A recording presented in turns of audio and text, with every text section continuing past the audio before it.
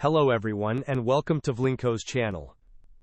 In today's video, I will show you how to fix the issue where your external monitor keeps turning on and off, addressing flickering and black screen problems. And now let's get started.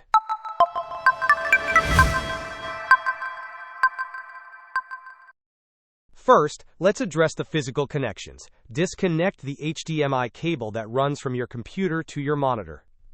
Sometimes, dust or debris can accumulate in the connectors, leading to an intermittent connection. Try gently blowing into both ends of the cable to clear any obstructions.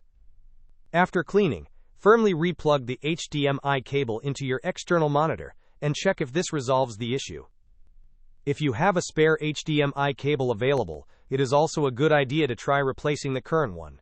A faulty cable can often be the culprit behind these display problems. If the physical checks do not solve the problem, we need to adjust display settings in Windows.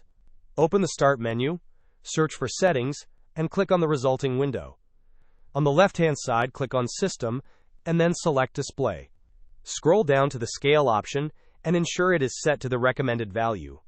Similarly, check the Display Resolution, and make sure it is also set to the recommended amount. Next, let's dive into Advanced Display Settings. Scroll down and click on Advanced Display. At the very top of this screen, confirm that you have the correct monitor selected. Now scroll down to the refresh rate option.